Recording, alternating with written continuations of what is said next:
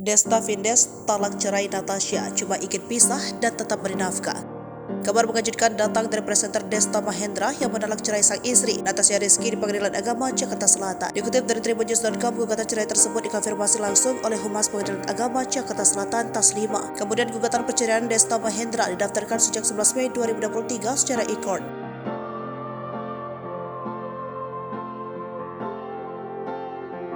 Taslima menjelaskan dalam permohonan yang diajukan oleh Desta tidak terdapat permohonan hak asuh anak maupun harta gonogini. Desta hanya ingin bercerai dengan Natasha Rizky dan bersedia menafkahinya usai berpisah.